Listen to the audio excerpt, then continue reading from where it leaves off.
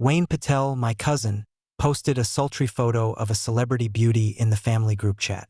The caption read, "Let me introduce you to my girlfriend, Victoria Jenkins." That evening, the family group chat exploded. "Grandpa, that's my boy." "Grandma, Wayne's done well for himself, bringing a big star into the family as my granddaughter-in-law." "Aunt Sarah, some people better not get green-eyed over this." I was scrolling through my phone, lounging on the hotel's king-sized bed, when I came across this message. Suddenly, a delicate hand as white as ivory snaked around my waist. "Aren't you going to take me home to meet the in-laws this Christmas?" Victoria Jenkins gazed at me, her eyes brimming with affection. Ding! Story Shots reminds you to click the subscribe button at the bottom right corner to read the full novel. Driving home for Christmas, my cousin Wayne's Audi and my Volkswagen met at a narrow road near the village entrance. Wayne poked his head out of the car window and whistled at me. "Well, if it isn't Trevor. How long have you been driving that old banger? It must be ancient by now." Cheap cars guzzle petrol and the driving experience is rubbish. It's a complete waste of money. Unlike my Audi here, it only cost about 40 or 50 grand. It turns heads wherever I go. A group of villagers who had been chatting by the roadside suddenly flocked around us when they heard Wayne's boasting. Among them were our grandparents, uncle and aunt, and my parents. "Wayne's doing well for himself, driving such a fancy car," a relative commented admiringly. "Indeed, that lad's always been clever. You can tell he's going places. My good-for-nothing son will never be able to afford a car like that in his lifetime." Others chimed in, making Wayne beam with pride. Uncle and aunt couldn't stop grinning. Granddad glanced at me and grumbled, "What a shame our family fortune only favored one." Grandma sighed wistfully. "How can there be such a big difference when they're from the same family?" Uncle and aunt looked even more smug, shooting triumphant looks at my parents. My parents hung their heads in shame, not knowing where to look. Wayne seized the moment to play peacemaker. "Come on, Granddad and Grandma. Don't be too hard on Trevor. He's just a lowly office worker after all. No house, no girlfriend, always being bossed around at work. He should count himself lucky. He can even afford that old Volkswagen." Granddad got even angrier after hearing this and berated my dad in front of everyone. "I told you not to waste money on his university education, but you wouldn't listen. Then you paid for his master's degree too. What was the point of all that studying? He's still just someone's dog's body. Look at Wayne, he didn't even finish primary school, and he's driving an Audi. That's what you call born for success. Your Trevor just wasn't meant for it.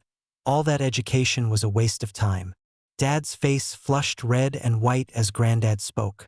Our family wasn't well off back then, and Granddad and Grandma always favored Uncle's family, strongly opposing my education. Dad had to bear enormous financial and mental pressure to support me through my master's degree. I couldn't believe Granddad and Grandma were still criticizing Dad like feudal patriarchs even now. Why should they? As elders, not only did they fail to support the younger generation, but they were always holding us back, constantly nagging. It was infuriating just thinking about it. Dad was good in every way, except for his blind filial piety. He would nod along to whatever his old man said, regardless of whether it was right or wrong. No wonder Uncle and Aunt's family always walked all over us. Just then, Wayne spoke up again. "Trevor, move your car a bit. Let me through first. I've got 2 or 3 important dinner meetings later. I'm running out of time." Wayne made a show of lifting his wrist, the huge watch face glinting in the sunlight. I replied in a flat tone, "Careful with that posh car of yours, cousin. Wouldn't want to scratch it."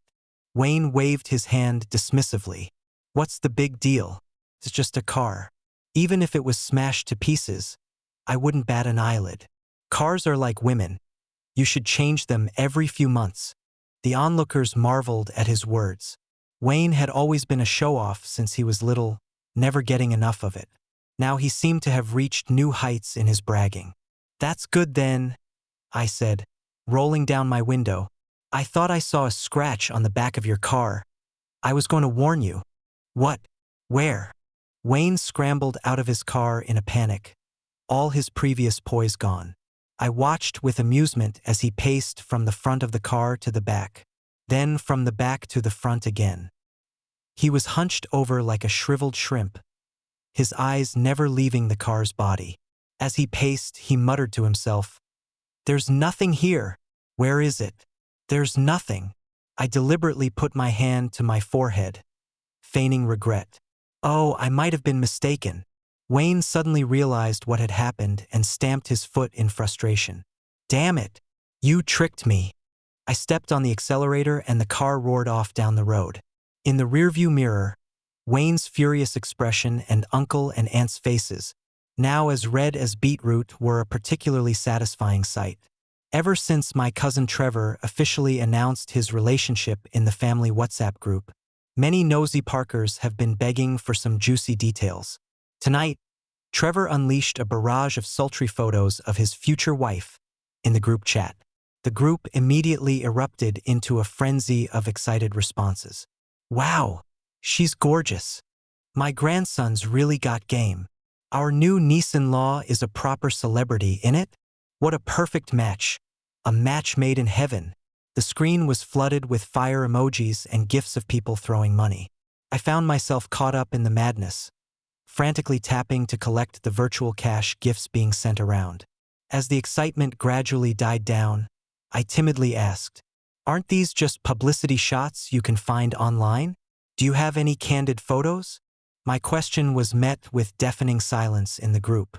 After what felt like an eternity, Trevor finally replied with a snarky comment. "It's only natural for some people to be jealous. After all, being single for so long, you'd probably get excited over a street rat at this point. Know your place. Don't go fantasizing about things that aren't meant for you. A toad will never get to taste swan meat." His words were exceptionally cruel. It seemed Trevor had been harboring some resentment towards me. Perhaps it was because I'd shown him up earlier in the day, or maybe he was miffed that I hadn't fawned over him like everyone else. Either way, he clearly had it in for me, but I wasn't about to take it lying down. Just as I was about to fire back, I suddenly realized I'd been muted by the admin. Bloody hell, is this how we're playing it? Granddad may be the nominal admin, but he can barely work a smartphone. It was obviously my conniving cousin pulling the strings. Sod it. I used my dad's account to post in the group, "Nephew, you must bring your fiancée to the family Christmas Eve dinner. We're all dying to meet her. Your uncle's got a nice fat envelope ready and waiting."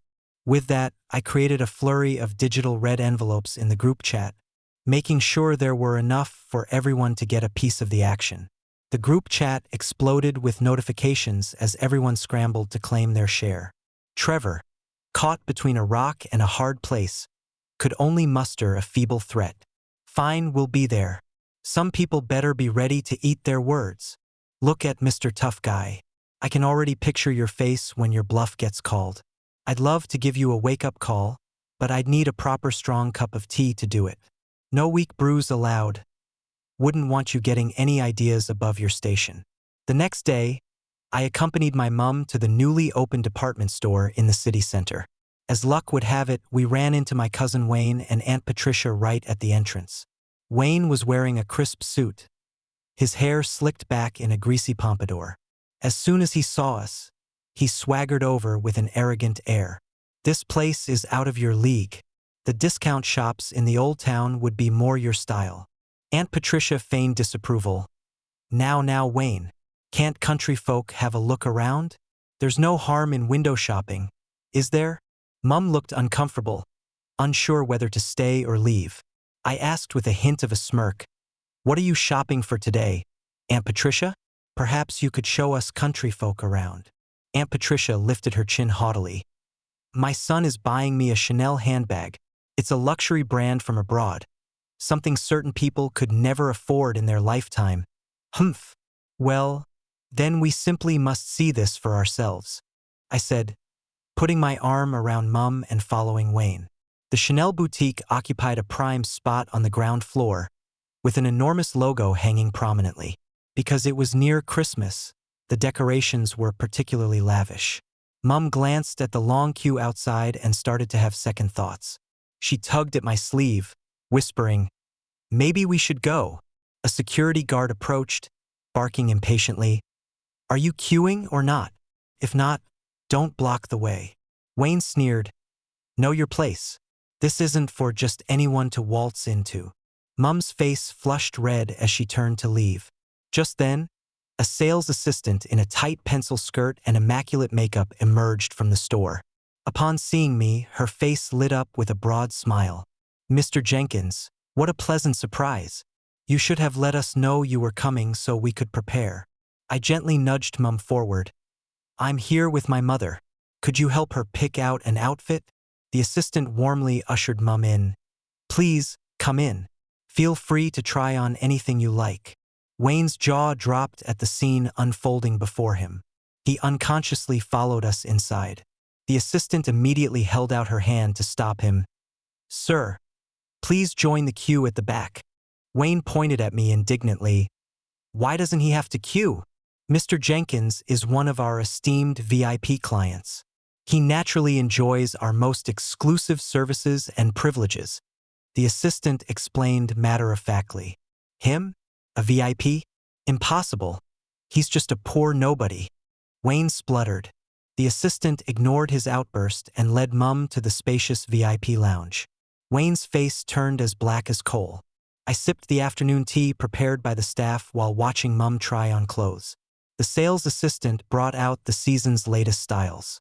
At first, Mum was a bit shy, but she gradually eased into her role. After trying on clothes, she moved on to shoes. The sales assistant knelt down, explaining the materials and styles of the shoes to Mum. Aunt Patel's gaze was fixed on Mum, her eyes seemingly filled with venom. Half an hour later, I pulled out a black card, signaling to the sales assistant that I would pay. As we emerged from the VIP room, Cousin Trevor and Aunt Patel were squeezed among the crowd, looking at handbags. I walked up behind them with my arms folded. Haven't you chosen yet? Aunt Patel turned around, her expression changing instantly when she saw the shopping bags in Mum's hands. The nearby sales assistant picked up a black and gold Chanel flap bag from the display, holding it up to Aunt Patel. Madam, this style would suit you perfectly. Perhaps you'd like to consider it. Aunt Patel glanced hopefully at Trevor. Trevor looked at the price tag and said awkwardly, It's just a dull black.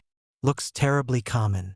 The sales assistant recommended a few more trendy colors, but Trevor dismissed them all. After surveying the shop, Trevor finally stopped in front of a mini round bag. He said haughtily to the sales assistant, This one's not bad. We'll take it. I blurted out, Bloody hell? Isn't this black too?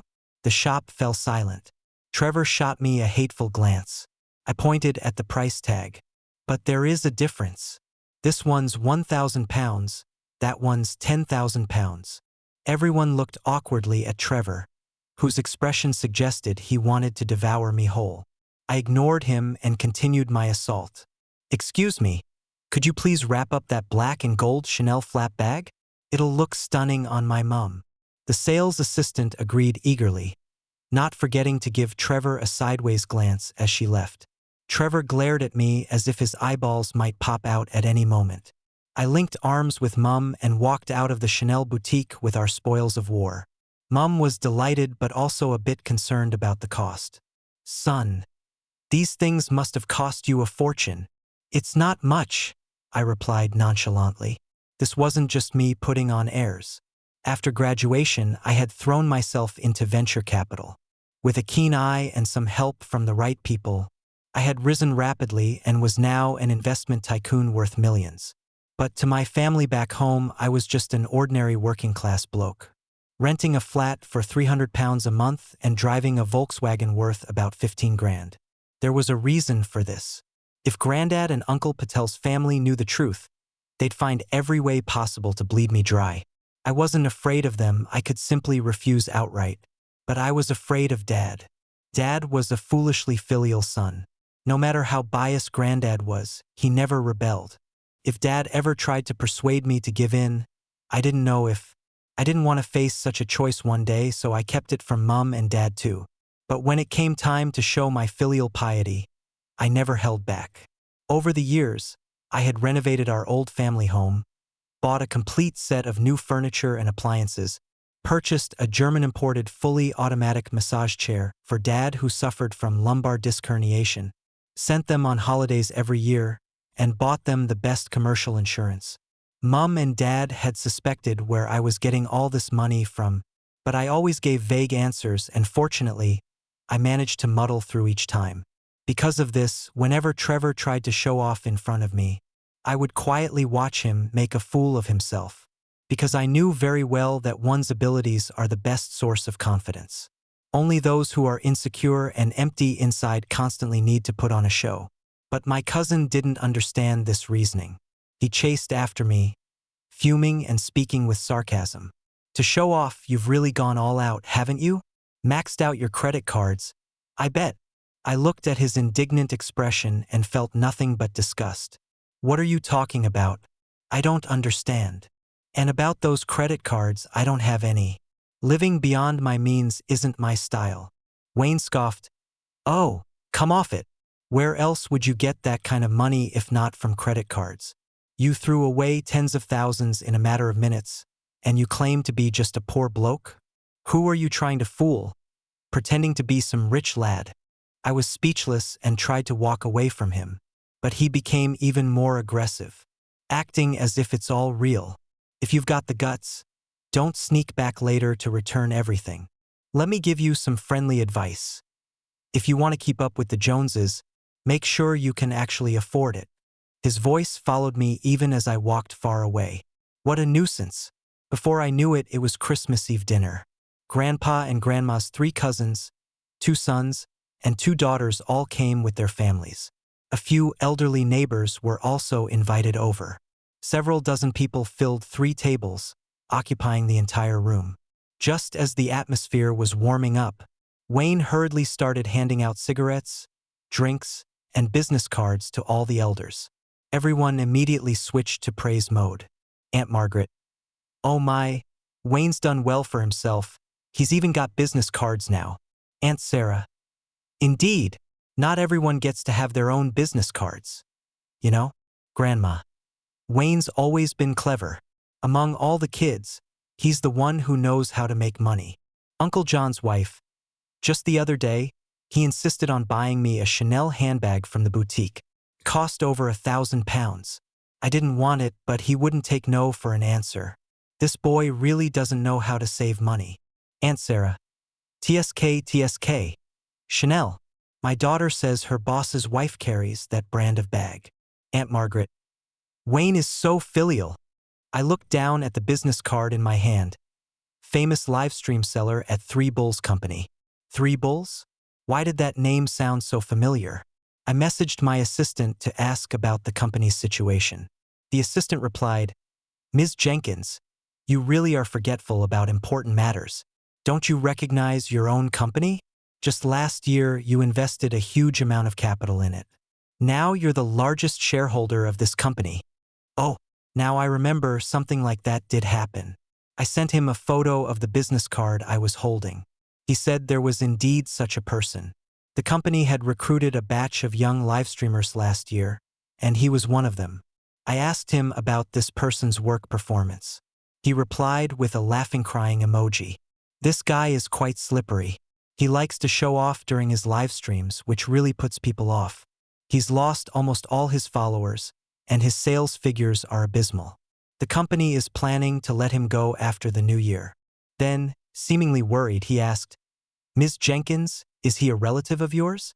If you need us to make an exception, I can have a word with his supervisor.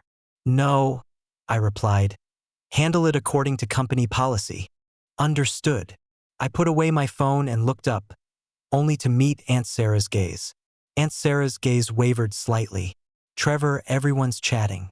Why are you still working? She asked. Before I could explain, my cousin Wayne chimed in. Isn't that what corporate slaves do? Always on call. Ready to respond to the boss's messages in a heartbeat, afraid of getting sacked the next second. Grandma scolded. He should put work aside for now. After all, it's Christmas Eve. Wayne retorted, Gran, don't bother persuading him. We're discussing big things like buying houses and cars. Trevor can't afford a house. so it's normal for him to hide behind work to avoid embarrassment. With that, he pulled out a red booklet from his briefcase and slammed it on the table. Aunt Sarah exclaimed, "Goodness, Wayne, you've bought a house." Aunt Margaret opened the property deed, her eyes lighting up instantly. "This is a house in Kensington Gardens, the best school catchment area in the city. I heard it costs £2,000 to £3,000 per square foot. Wow, you've bought a 1,300 square foot place. That's a big move," Uncle George commented. "If only my good-for-nothing son had half of Wayne's ambition," Uncle Henry added. "Indeed, when your children are successful, you can enjoy your golden years," Grandpa chimed in. "We didn't spoil this lad for nothing." Uncle James and Aunt Emma beamed with pride, clearly relishing the moment. Uncle Peter seized the opportunity to ask, "Wayne, your monthly mortgage must be quite hefty, isn't it?" Wayne laughed nonchalantly. "Oh, just over £1,000. Compared to my monthly income, it's pocket change." The family responded with another round of lavish praise. Wayne turned to me with a mischievous grin. "Trevor, when are you planning to buy a house?" "A house isn't a necessity for me right now. Renting meets my needs just fine," I replied. As soon as I said this, Grandpa's face darkened. "You good for nothing. What kind of man are you if you can't even afford a house?" he snapped. Grandma chimed in. "If only Trevor had half of Wayne's intelligence, we elders could rest easy." Aunt Emma asked, "Isn't Trevor doing a master's degree? Surely he can afford a house." Aunt Margaret scoffed. "What's the use of all that education if you can't make money?" Aunt Sarah added, "Without a house, how will you get married? Where will your children go to school? You can't expect your wife and kids to live in a rented flat, can you?" Wayne glared at me smugly. "Aunt Sarah, Trevor doesn't even have a girlfriend. Where would he get a wife and kids from?" A thought crossed my mind, and I quickly responded, "Wayne, didn't you say Victoria would make an appearance tonight? The dinner's half over. When is she going to show up?" Trevor was at a loss for words, stammering, "Why are you in such a hurry? Maybe something's held her up." "Well, give her a call then. I hope nothing's happened on the way." Trevor hesitantly took out his phone and dialed a number.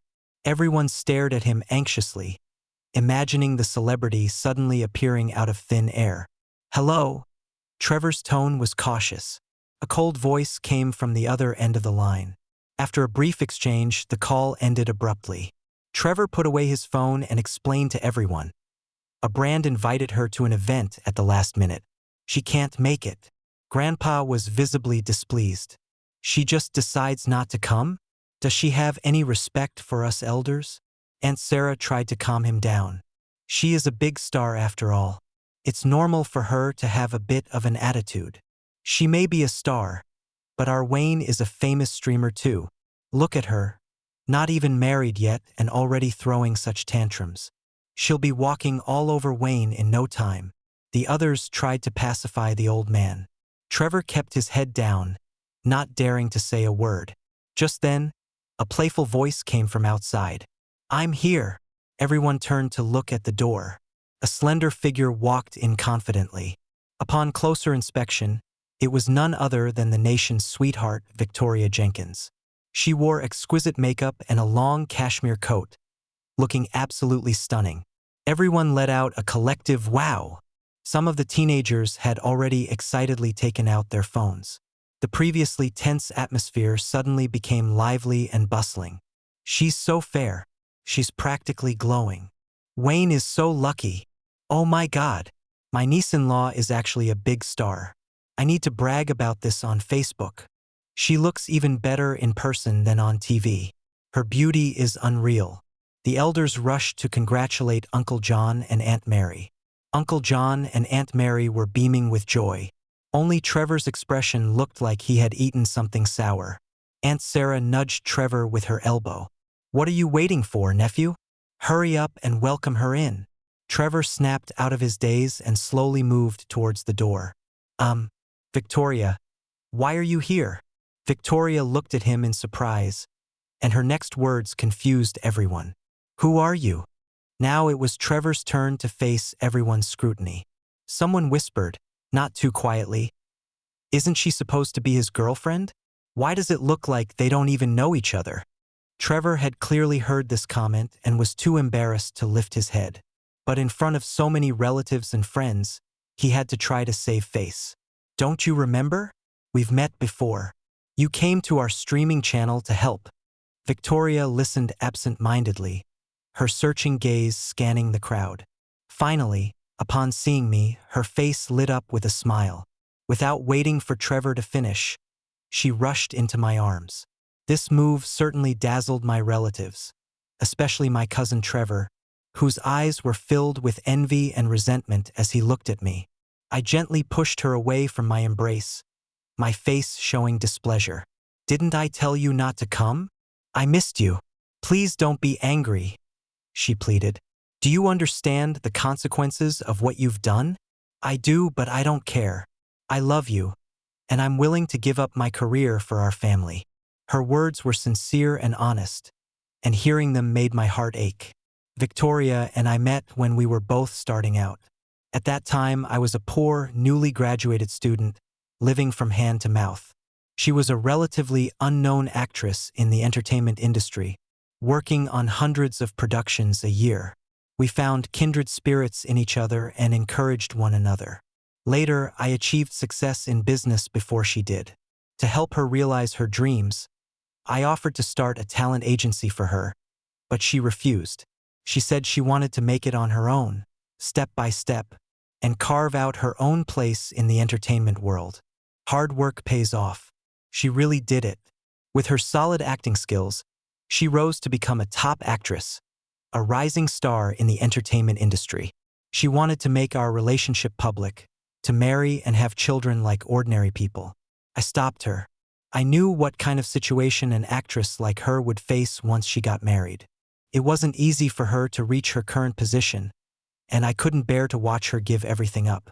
But I underestimated her love for me. She really did give up her career for me. I pulled her head close to my chest, and we embraced in front of my whole family. My niece, who had just started secondary school, said with a tearful voice, "Oh my God, I'm tearing up. Is this a scene from a romantic drama?" My young nephew sighed softly beside her. "I wish I could be the leading man." After a brief silence, I let go of Victoria and led her to meet my parents. Mum was already nervous, not knowing what to do, looking back and forth between Dad and me. Victoria took the initiative and walked forward, embracing her. Mum was so moved that tears sprang to her eyes. She turned to me and chided, "You naughty boy. You didn't even tell us you were dating such a lovely girl. Your dad and I have been worrying about you for nothing." My two aunts quickly came over to join in. I must say, Trevor's done well for himself, quietly sorting out his love life. Exactly. How often does an ordinary bloke end up with a big star? It's all down to our Trevor's charm, isn't it? Granddad sat with a dark expression, drinking silently. Grandma wanted to come over and chat, but after glancing at Granddad, she ultimately decided against it. Their grandson Wayne was their precious, and they didn't want to upset him. Uncle and aunt seemed deflated, their earlier enthusiasm and bravado gone. As for Wayne, his eyes were glued to Victoria like a leech, as if he might start drooling at any moment.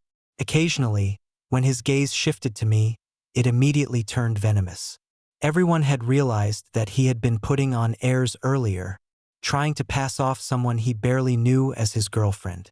The naked opportunism of adults was on full display, with no one bothering to engage with him anymore.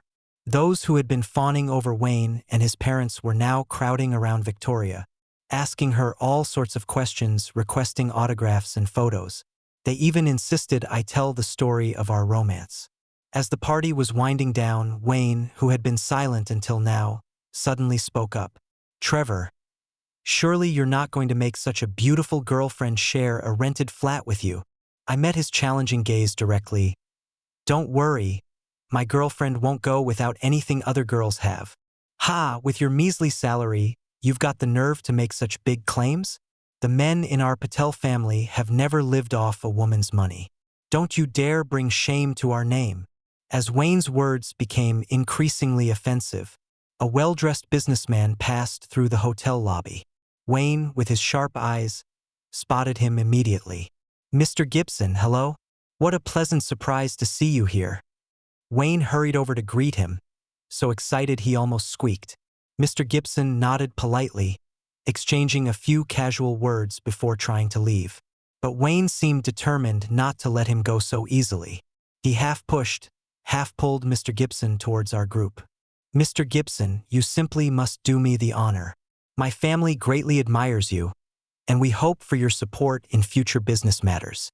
Unable to refuse, Mr. Gibson reluctantly accepted a glass and said a few polite words. Suddenly, he spotted me in the corner. He quickly set down his glass and walked towards me. To be honest, I didn't know him, so when he grasped my hand and stammered out some words of gratitude, I felt quite uncomfortable. "Mr. Patel, what an honor to meet you here today." I struggled to free my hand from his grip. "Who are you?" He paused for a moment, then forced a smile and explained. "I'm Harry Gibson from Three Bulls Company. You visited our company earlier this year, and I was the one who received you. You must be too busy to remember me, coming and going in such a hurry." I nodded. "I don't recall, indeed." Now it was my cousin's turn to look confused. He pulled Harry aside and pointed at me disdainfully. "Mr. Gibson, you must have mistaken him for someone else. He's just a lowly worker. What Mr. Patel are you on about?" Harry impatiently cut him off. "Are you suggesting your eyesight is better than mine?" No, that's not what I meant at all. You've got the wrong end of the stick."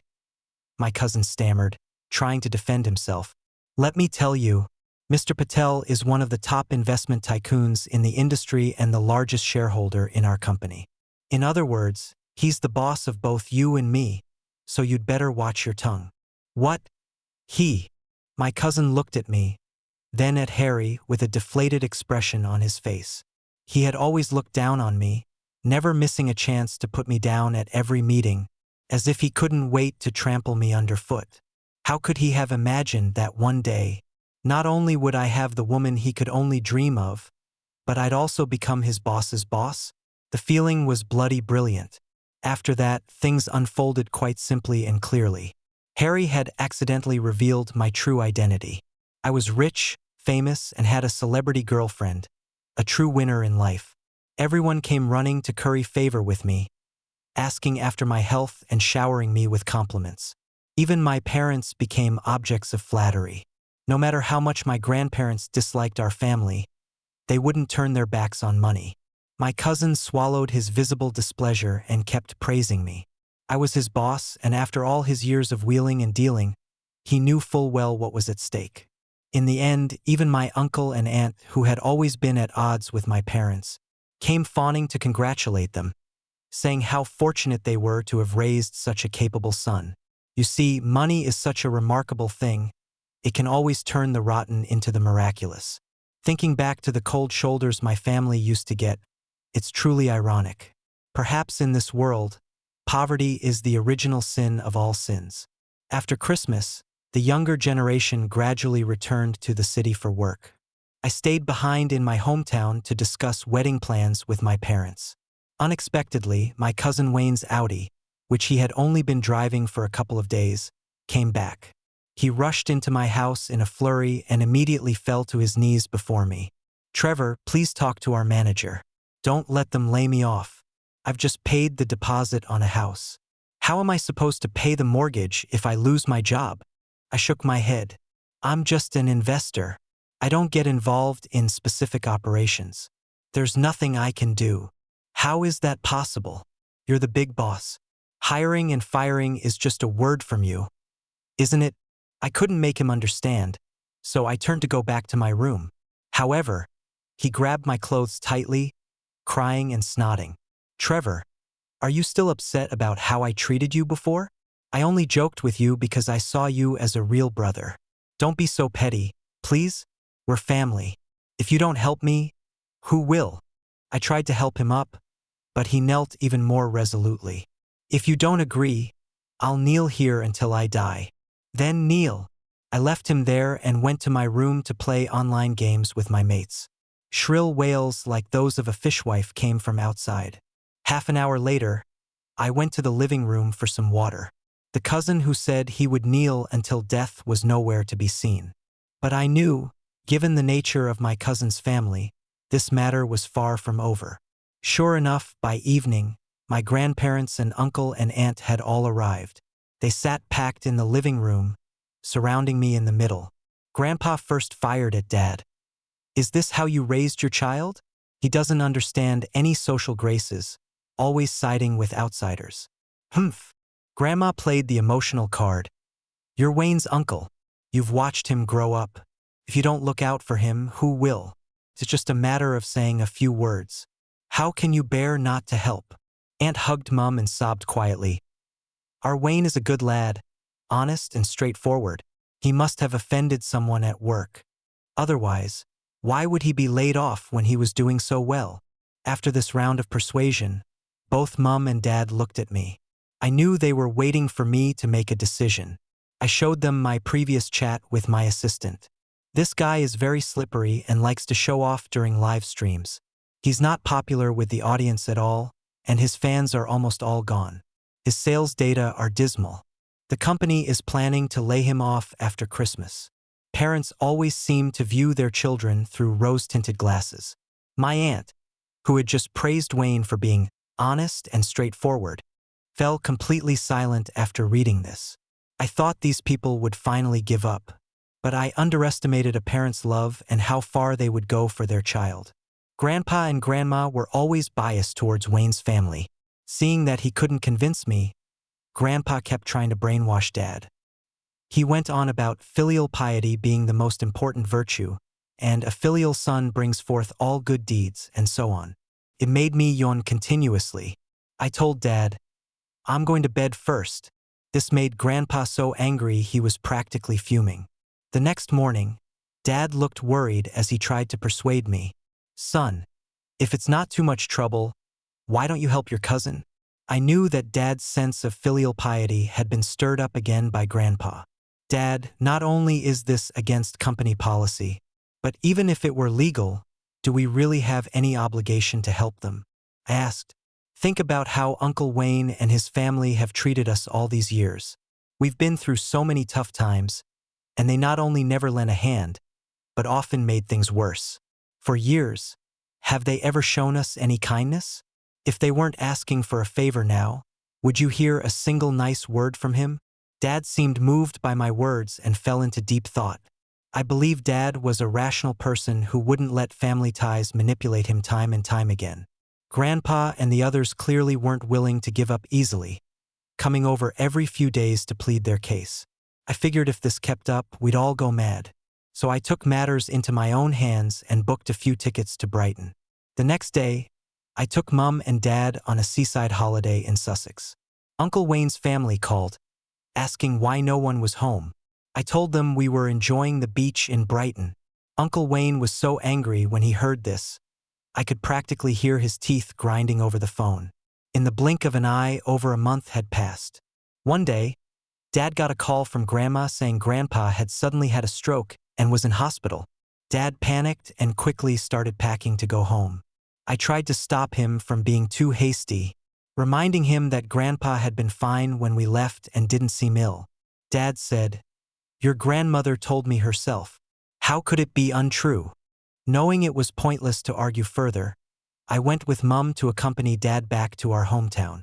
However, the moment we walked through the door, Dad was utterly stunned.